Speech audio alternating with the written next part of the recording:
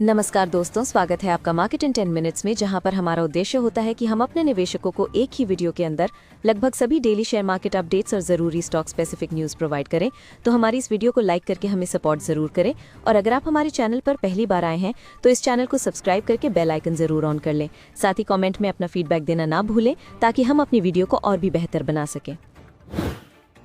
Nifty 50 की आखिरी closing बहुत खराब नहीं रही, लेकिन गोल्ड और सिल्वर में भारी गिरावट की वजह से गोल्ड ETF और सिल्वर ETF में निवेश करने वालों को नुकसान देखने को मिला।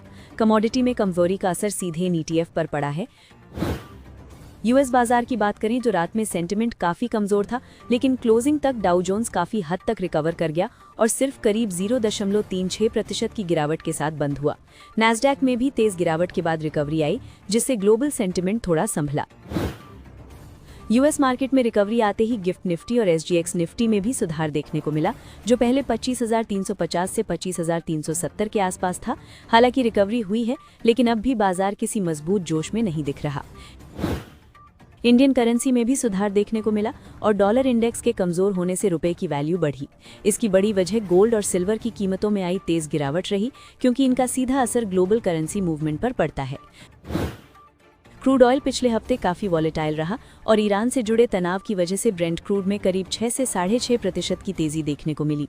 मिडिल ईस्ट में टेंशन बना रहने से तेल की कीमतें अभी भी संवेदनशील बनी हुई है। गोल्ड ने इंटरनेशनल मार्केट में करीब 11% की भारी गिरावट के साथ लगभग $4,763 प्रति आउंस के आसपास क्लोजिंग दी। वहीं सिल्वर में हालात और खराब रहे, जहां करीब 31% की गिरावट दर्ज हुई, जो कई दशकों की सबसे बड़ी इंट्राडे फॉल मानी जा रही है। सिल्वर की फाइनल क्लोजिंग करीब $78.832 प्रति आउंस रही, जिससे साफ है कि सिल्वर में पैनिक सेलिंग देखने को मिली। ऐसे में कल बाजार खुलते ही गोल्ड ETF और सिल्वर ETF में एडजस्टमेंट यानी गिरावट देखने को मिल सकती है। जियोपॉलिटिकल टेंशन अभी भी बनी हुई है, इसलिए गोल्ड को लेकर उम्मीद है कि वो धीरे धीरे स्टेबल हो सकता है, लेकिन सिल्वर को लेकर रिस्क ज्यादा बना हुआ है, क्योंकि उसमें वॉलेटिलिटी काफी ज्यादा रहती है।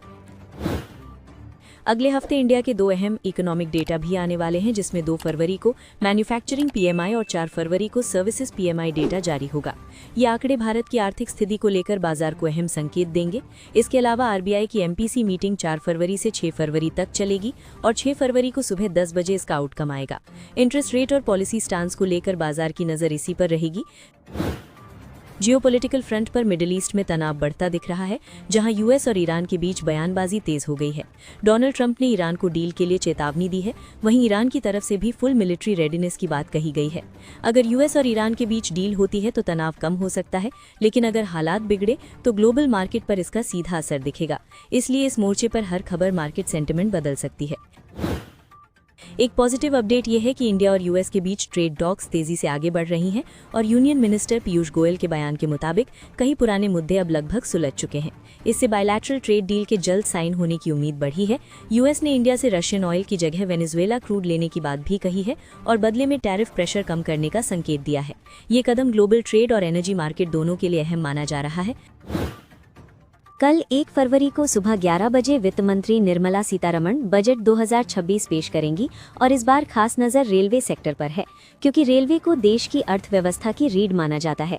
पिछले साल भी रेलवे को मजबूत सपोर्ट मिला था, इसलिए इस बार भी कैपिटल एक्सपेंडिचर बढ़ने की उम्मीद है। एक्सपर्ट्स और ब्लूमबर्ग के सर्वे में शामिल 29 अर्थशास्त्रियों का मानना है कि सरकार सड़कों, बंदरगाहों और रेलवे जैसे इंफ्रास्ट्रक्चर सेक्टर पर खर्च और बढ़ा सकती है। इसका सीधा मकसद कनेक्टिविटी मजबूत करना, रोजगार बढ़ाना और आर्थिक ग्रोथ को तेज करना है। जानकारों के मुताबिक रेलवे के कैपेक्स में साल दर साल करीब 8 से 10% की बढ़ोतरी हो सकती है। अगर ऐसा होता है तो नए रेल प्रोजेक्ट्स को तेजी से मंजूरी मिलेगी और इंफ्रास्ट्रक्चर से जुड़ी कंपनियों के लिए ऑर्डर फ्लो बेहतर हो सकता है। इस बजट में रेलवे सेफ्टी एक बड़ा फोकस एरिया रह सकता है, जहां कवच जैसी आधुनिक सुरक्षा प्रणालियों, स्टेशनों के आधुनिकीकरण और ट्रेनों की स्पीड बढ़ाने पर जोर दिया जा सकता है। इसका मकसद यात्रियों की सुरक्षा और सफर के अनुभव को बेहतर बनाना है। इसके साथ साथ लॉजिस्टिक्स और मल्टी मॉडल कनेक्टिविटी पर भी निवेश बढ़ने की उम्मीद है। रेल आधारित फ्रेट कॉरिडोर, लॉजिस्टिक्स हब और ग्रीन इंफ्रास्ट्रक्चर से ट्रांसपोर्ट लागत घटेगी, व्यापार को गति मिलेगी और GDP को सपोर्ट मिलेगा। अगर पिछले साल के बजट की बात करें तो बजट 2025 में रेलवे को 2.52 लाख करोड़ रुपए का आवंटन मिला था, जिसे ग्रॉस बजटरी सपोर्ट बताया गया था। सरकार का फोकस रेलवे के जरिए किसानों, एसएमईज और छोटे कारोबारियों के लिए बेहतर लॉजिस्टिक सुविधाएं तैयार करने पर था। बजट स्पीच में ये भी कहा गया था कि पोस्टल और रेलवे नेटवर्क को जोड़कर पार्सल मूवमेंट आसान बनाया जाएगा, जिससे छोटे कारोबारियों को सीधे फायदा मिले। साथ ही अगले 3 साल में 400 नई जेनरेशन की वंदे भारत ट्रेनों के निर्माण की योजना रखी गई थी। रेल मंत्री अश्विनी वैष्णव के मुताबिक इंफ्रास्ट्रक्चर डेवलपमेंट के लिए 4.6 लाख करोड़ रुपए और सेफ्टी के लिए 1.16 लाख करोड़ रुपए अलग से रखे गए थे। कुल मिलाकर रेलवे का कैपेक्स 2.65 लाख करोड़ रुपए तक पहुंच गया था, जो अपने आप में एक रिकॉर्ड था।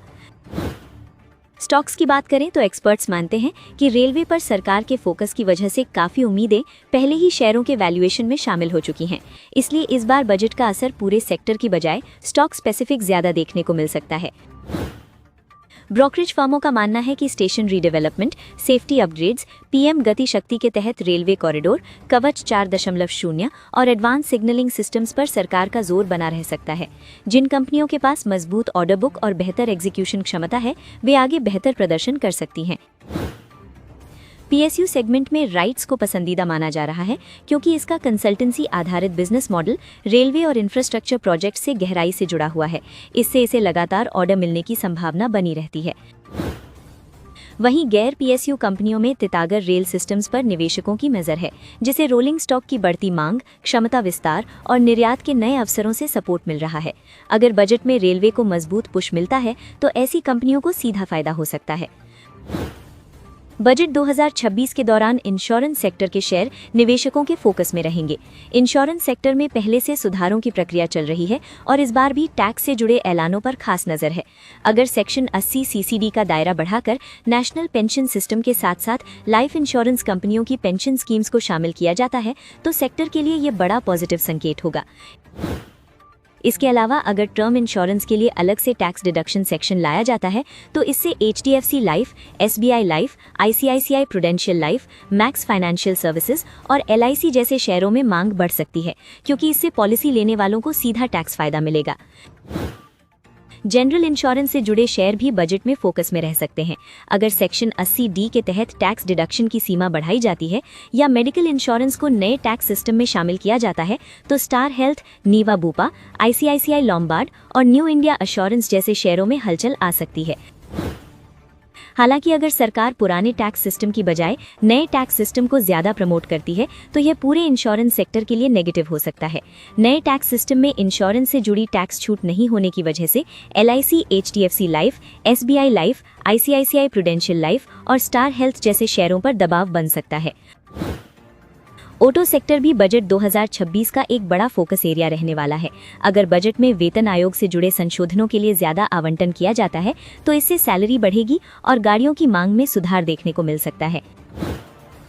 मांग बढ़ने की स्थिति में Maruti Suzuki India, Hyundai motor India, Tata Motors passenger vehicles, Bajaj auto, hero MotoCorp और टीवीएस मोटर्स जैसे शेयर संभावित लाभार्थी माने जा रहे हैं।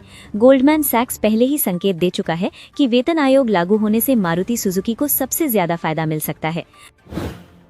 अगर बजट में इलेक्ट्रिक व्हीकल, इंफ्रास्ट्रक्चर और एनर्जी स्टोरेज सिस्टम्स के विकास को लेकर कोई ठोस घोषणा होती है तो इससे ऑटो सेक्टर को और सपोर्ट मिलेगा।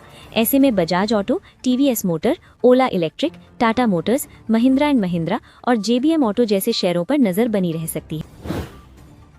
ग्रामीण विकास, किसानों की आय बढ़ाने और ग्रामीण अर्थव्यवस्था को मजबूत करने से जुड़ी योजनाएं भी ऑटो सेक्टर के लिए अहम होंगी। इन योजनाओं से hero MotoCorp, Bajaj auto, TVS motor के साथ साथ ट्रैक्टर से जुड़ी कंपनियां जैसे महिंद्रा एंड महिंद्रा, स्वराज इंजिन्स और एस्कॉर्ट्स कुबोटा को बाजार की सबसे बड़ी मांग long term capital gain tax या सिक्योरिटीज ट्रांजैक्शन टैक्स में किसी तरह की राहत को लेकर है। अगर सरकार इस दिशा में कोई पॉजिटिव कदम उठाती है तो कैपिटल मार्केट से जुड़ी कंपनियों जैसे Motilal Oswal, Groww, Angel One, Anand Rathi, Nuvama wealth management और 361 WAM को सीधा फायदा मिल सकता है। टेक्सटाइल सेक्टर पर भी बजट में खास ध्यान रहने की उम्मीद है, क्योंकि अमेरिकी टैरिफ की वजह से ये सेक्टर दबाव में रहा है। अगर टैक्स में राहत या एक्सपोर्ट इंसेंटिव्स का ऐलान होता है तो Gokuldas exports, Welspun living, Arvind, Indo Count industries और KPR मिल जैसे शेयरों में मूवमेंट दिख सकता है। बैंक और एनबीएफसी सेक्टर में एमएसएमई क्रेडिट गारंटी स्कीम से जुड़े ऐलान अहम रहेंगे। इससे SBI, PNB, HDFC bank, ICICI bank, Bajaj finance और एलएनटी फाइनेंस जैसे शेयरों में बजट के बाद एक्शन देखने को मिल सकता है। आईडीबीआई बैंक को लेकर सूत्रों का कहना है कि सरकार ने फरवरी के पहले हफ्ते तक फाइनल बिड जमा करने की डेडलाइन तय की है, जो पहले दिसंबर 2025 तक थी, और डीपैम ने इस बारे में संभावित बोलीदाताओं जैसे Kotak Mahindra bank, Emirates, NBD और फेयरफैक्स इंडिया होल्डिंग्स को जानकारी भेज दी है।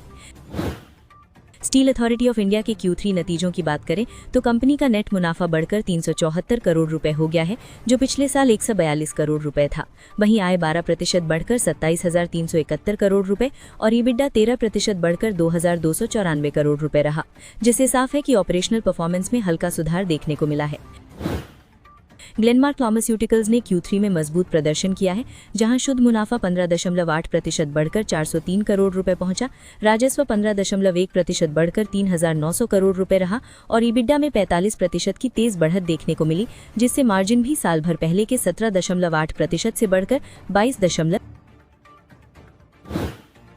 ओला इलेक्ट्रिक ने घोषणा की है कि वो अपने स्थायी कर्मचारियों की संख्या में करीब 5% की कटौती करेगी, जिससे लगभग 150 से 175 कर्मचारी प्रभावित होंगे और कंपनी का कहना है कि ये कदम ऑटोमेशन बढ़ाने, फ्रंट एंड ऑपरेशंस को ज्यादा कुशल बनाने के लिए उठाया गया है।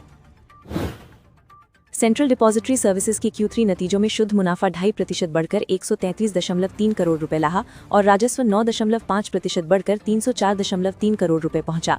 हालांकि ईबिट्डा लगभग स्थिर रहा और मार्जिन घटकर 52.9% पर आ गया, जो पिछले साल 57.8% था। विनाती ऑर्गेनिक्स के Q3 नतीजों में दबाव देखने को मिला है, जहां शुद्ध मुनाफा 12.2% घटकर 101 करोड़ रुपए रहा, राजस्व 3.5% घटकर 531 करोड़ रुपए और ईबिट्डा 3.5% कम होकर 157.5 करोड़ रुपए रहा, जिससे मार्जिन में भी हल्की गिरावट दर्ज की गई। MOIL के बोर्ड ने Madhya Pradesh state mining corporation limited के साथ मध्य प्रदेश में मैंगनीज अयस्क खनन के लिए जॉइंट वेंचर बनाने को मंजूरी दी है, जिससे भविष्य में कंपनी की उत्पादन क्षमता और राज्य में मौजूदगी मजबूत हो सकती है। एस्ट्राजेनेका फार्मा इंडिया को अपनी दवा इम्फिंजी यानी डुर्वालुमैब के लिए गैस्ट्रिक कैंसर की अतिरिक्त इंडिकेशन पर CDSCO से मंजूरी मिल गई है, जो कंपनी के ऑन्कोलॉजी पोर्टफोलियो के लिए एक अहम पॉजिटिव अपडेट माना जा रहा है। HBL इंजीनियरिंग लिमिटेड को ICF चेन्नई से 575 करोड़ रुपए का बड़ा ऑर्डर मिला है, जो आने वाले समय में कंपनी की ऑर्डर बुक और रेवेन्यू विजिबिलिटी को मजबूत कर सकता है। सेंट्रल बैंक ऑफ इंडिया ने अपने ग्राहकों को म्यूचुअल फंड प्रोडक्ट्स उपलब्ध कराने के लिए HSBC एसेट मैनेजमेंट कंपनी के साथ समझौता किया है, जिससे बैंक की फीस बेस्ड इनकम बढ़ाने और कस्टमर को ज्यादा फाइनेंशियल प्रोडक्ट देने की दिशा में कदम माना जा रहा है। डिलीवरी ने Q3 में मजबूत वॉल्यूम ग्रोथ के दम पर नेट प्रॉफिट में करीब 58% की बढ़त दर्ज की और ईबिट्डा पहले से ज्यादा मजबूत हुआ। रेवेन्यू भी करीब 18% बढ़ा, जबकि PTL business 5 lakh metric ton के पार पहुंच गया, जिससे शेयर 3.53% चढ़कर 426.35 रुपये पर बंद हुआ। एफले 3i लिमिटेड ने Q3 में करीब 19% प्रॉफिट ग्रोथ दिखाई, जिसे CPCU बिजनेस और AI प्लेटफॉर्म नीको से सपोर्ट मिला। रेवेन्यू 700 करोड़ रुपए के पार पहुंचा और शेयर 1.58% की तेजी के साथ 1,559 रुपए पर बंद हुआ। गार्वे हाईटेक फिल्म्स के Q3 नतीजे कमजोर रहे, जहां प्रॉफिट, रेवेन्यू और ईबिट्डा तीनों में गिरावट आई और मार्जिन घटकर करीब 15.3% रह गए। इससे साफ है कि कंपनी पर लागत और मांग दोनों तरफ से दबाव बना हुआ है। मॉसचिप टेक्नोलॉजीज की दिसंबर तिमाही में कमाई बढ़ी जरूर है, लेकिन मुनाफे पर साफ दबाव दिखा। कंपनी का रेवेन्यू 18.5% बढ़कर 149.3 करोड़ रुपए पहुंचा, लेकिन खर्च बढ़ने और मार्जिन घटने की वजह से नेट प्रॉफिट 60.8% गिरकर 4.3 करोड़ रुपए रह गया। ईबिट्डा भी 12% घटकर 14.8 करोड़ रुपए रहा और मार्जिन 13.3% से घटकर 9.9% पर आ गया, जिससे साफ है कि ऑपरेटिंग लेवल पर दबाव बना हुआ है। इसके अलावा नए लेबर कोड की वजह से 5.8 करोड़ रुपए का एक मुश्त खर्च भी आया। IDFC फर्स्ट बैंक ने दिसंबर तिमाही में मजबूत प्रदर्शन किया, जहां नेट प्रॉफिट 48% बढ़कर 502.5 करोड़ रुपए पहुंच गया। बैंक की कमाई में ये बढ़त बेहतर लोन ग्रोथ और स्थिर ऑपरेटिंग परफॉर्मेंस की वजह से देखने को मिली। बैंक की मुख्य कमाई यानी नेट इंटरेस्ट इनकम 12% बढ़कर 5,492.4 करोड़ रुपए रही। साथ ही ग्रॉस NPA घटकर 1.69% पर आ गया, जो एसेट क्वालिटी में सुधार का संकेत देता है। हालांकि नेट NPA में हल्की बढ़त दिखी। मैनेजमेंट के मुताबिक सभी बिजनेस सेगमेंट में अच्छी ग्रोथ दिख रही है और सेविंग्स रेट घटने से फंड की लागत आगे और कम हो सकती है। शेयर 83.5 रुपए पर बंद हुआ और पिछले एक साल में इसमें 32% की बढ़त आ चुकी है। क्लीन साइंस एंड टेक्नोलॉजी की दिसंबर तिमाही कमजोर रही, जहां मुनाफा, रेवेन्यू और एबिडा तीनों में गिरावट देखने को मिली। नेट प्रॉफिट 30% घटकर 45.8 करोड़ रुपए और रेवेन्यू 8.7% गिरकर 220 करोड़ रुपए रह गया। एबिडा 26.5% गिरकर 72.3 करोड़ रुपए रहा, जिससे मार्जिन 40.9% से घटकर 32.9% पर आ गया। इसका मतलब है कि लागत और मांग दोनों का असर कंपनी की कमाई पर पड़ा है। कंपनी ने 2 रुपए प्रति शेयर का अंतरिम डिविडेंड घोषित किया है, जिसकी रिकॉर्ड डेट 6 फरवरी है और भुगतान 23 फरवरी 2026 को होगा। शेयर 863 रुपए पर बंद हुआ, लेकिन पिछले 6 महीनों में स्टॉक करीब 29% टूट चुका है। स्टोवक्राफ्ट को दिसंबर तिमाही में कंज्यूमर ड्यूरेबल्स की कमजोर मांग का सीधा असर झेलना पड़ा। कंपनी का नेट प्रॉफिट 66.6% गिरकर 4 करोड़ रुपए रह गया, जबकि रेवेन्यू भी 6.4% घटकर 378.3 करोड़ रुपए रहा। एबिडा 15% घटकर 28.2 करोड़ रुपए रहा और ऑपरेटिंग मार्जिन 10% से घटकर 9% पर आ गया। इसके अलावा नए लेबर कोड से जुड़े खर्च और फॉरेक्स लॉस ने भी मुनाफे पर दबाव बनाया। बिरला कॉर्पोरेशन की दिसंबर तिमाही में मुनाफा मजबूत रहा, जहां मुनाफा 69.2% बढ़कर 52.8 करोड़ रुपए पहुंच गया। हालांकि रेवेन्यू 4.2% घटकर 2158.7 करोड़ रुपए रह गया, जिससे मिक्स्ड परफॉर्मेंस देखने को मिली। सीमेंट बिजनेस में B2B डिमांड में रिकवरी दिखी, जबकि जूट बिजनेस में कच्चे माल की सप्लाई एक चुनौती बनी हुई है। शेयर 1049.4 रुपए पर बंद हुआ, लेकिन पिछले 6 महीनों में इसमें 22% से ज्यादा गिरावट आ चुकी है। भारत डायनामिक्स की दिसंबर तिमाही काफी कमजोर रही, जहां नेट प्रॉफिट 50% गिरकर 73 करोड़ रुपए रह गया। रेवेन्यू भी 32% घटकर 566.3 करोड़ रुपए पर आ गया, जिससे बिजनेस स्लोडाउन साफ नजर आता है। एबिडा में सबसे ज्यादा दबाव दिखा, जो लगभग 80% गिरकर 25.7 करोड़ रुपए रह गया। मार्जिन 15.2% से घटकर सिर्फ 4.5% पर आ गया, यानी ऑपरेटिंग लेवल पर बड़ा झटका लगा है। कंपनी ने 4.5 रुपए प्रति शेयर का अंतरिम डिविडेंड घोषित किया है, जिसकी रिकॉर्ड डेट 9 फरवरी है और भुगतान 19 फरवरी 2021 को होगा। शेयर 1537 रुपए 5 पैसे पर बंद हुआ और पिछले 1 साल में इसमें करीब 18% की बढ़त रही है। सन फार्मा इंडस्ट्रीज ने दिसंबर तिमाही में शानदार प्रदर्शन किया और सभी अहम मोर्चों पर बाजार के अनुमान से बेहतर नतीजे दिए। नेट प्रॉफिट 16% बढ़कर 3,368.8 करोड़ रुपए रहा, जो उम्मीद से काफी ज्यादा था। कंपनी का रेवेन्यू 13.5% बढ़कर 15,520.8 करोड़ रुपए पहुंचा, जबकि एबिडा 23.4% बढ़कर 4,984.4 करोड़ रुपए रहा। मार्जिन भी बढ़कर 31.9% हो गया, जो मजबूत ऑपरेशनल परफॉर्मेंस दिखाता है। कंपनी ने 11 रुपए प्रति शेयर का अंतरिम डिविडेंड घोषित किया है, जिसकी रिकॉर्ड डेट 5 फरवरी 2026 है। यूएस मार्केट से स्थिर बिक्री और मजबूत प्रोडक्ट पोर्टफोलियो की वजह से सन फार्मा का आउटलुक फिलहाल मजबूत नजर आ रहा है। एडवांस्ड एंजाइम टेक्नोलॉजीज ने दिसंबर तिमाही में ठीक ठाक ग्रोथ दिखाई है। कंपनी का रेवेन्यू सालाना आधार पर 1.8% बढ़कर 172 करोड़ रुपए पहुंचा, जबकि नेट प्रॉफिट 13% की बढ़त के साथ 42.5 करोड़ रुपए रहा, जो बेहतर कॉस्ट नियंत्रण और स्थिर मांग को दिखाता है। ऑपरेशनल परफॉर्मेंस भी पॉजिटिव रही, जहां एबिडा 4.3% बढ़कर 58.3 करोड़ रुपए हो गया। हालांकि इनपुट कॉस्ट और अन्य खर्च बढ़ने की वजह से एबिडा मार्जिन 32.5% से घटकर 28.9% पर आ गया, जिससे मार्जिन पर हल्का दबाव साफ नजर आता है।